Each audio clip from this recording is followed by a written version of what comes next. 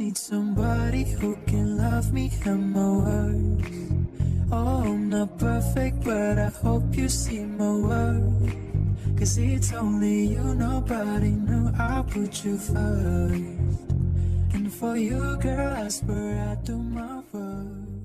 I won't let go of your hand. Two birds on a wire. One says come on, and the other says I'm tired. The sky is overcast, and I'm sorry. One more.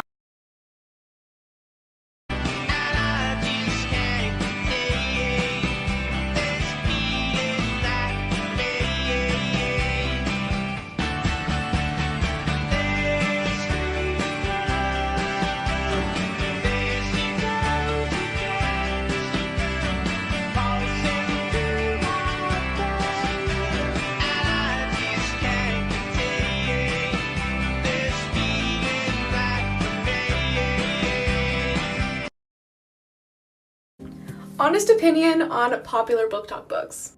They Both Die at the End was a solid 4 out of 5 stars. I loved this book and I think it is so beautiful. Definitely worth the read, but I didn't cry at all and everybody said I would sob and I didn't, and for that I just think that TikTok overhyped it a little.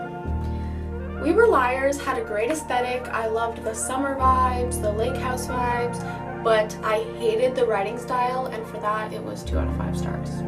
Anna and the French Kiss. I was pleasantly surprised with this book. I loved it. Super cute, slow burn, friends to best friends to lovers, and I think it was 3.5 out of 5 stars. First book to make me sob. Go read it right now. It Ends With Us was 4 out of 5 stars. I did love it a lot, but I still don't think it was as good as Book Talk let it out to be.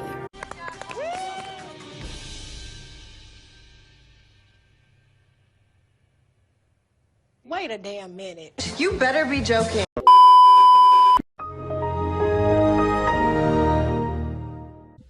So I read a pretty decent number of books this month, so without further ado, here are the rapid fire review of the books I read in June. Of Fire and Stars, I didn't like the fantasy element, but I liked the lesbianism. Oathbringer is the third book in the Stormlight Archive, and it only solidified my love for Brandy Sandy. Would recommend to everyone. One Last Stop, I originally gave this an excellent review, but now that I've let it sit, I don't feel great about it. These Violent Delights is another toxic enemies to lovers romance, but they're both murderers, so I don't feel bad about rooting for their relationship. The Raven Cycle, I understand why this is a favorite among my fellow slightly unstable queers, one of my new favorite YA fantasy series.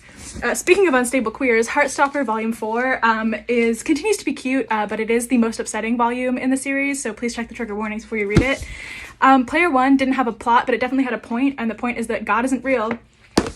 Stealing Home taught me more about the Japanese internment camps in Canada than 12 years of public school education. The Poppy War is a fat corruption arc. I would recommend it to lovers of military and political high fantasy, but not to my fantasy romance lovers. If We Were Villains, I will be thinking about this book when I succumb to death. It was excellent. You should read it.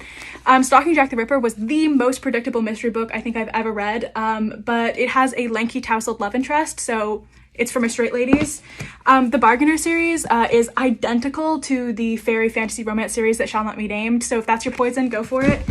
The Wicked King and The Queen of Nothing. I hated the first book in this series, The Cruel Prince, so it's kind of on me for assuming I wouldn't hate these two, but they're extremely readable, so if you're looking for some mediocre YA fantasy, go for that.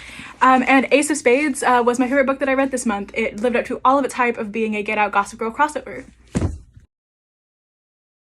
Ranking books that made me cry based on how long I cried for. 2 minutes. 2.5 minutes. 5 minutes. 10 minutes the first time, 3 minutes at the end. A good light cry throughout the whole book. Gross sobbing throughout the last third.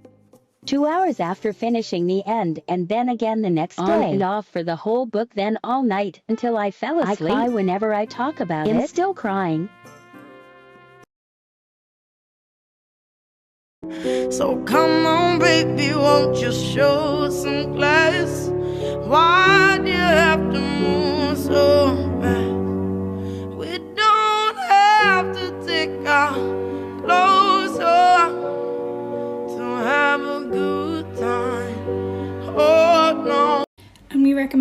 classics that you will actually enjoy.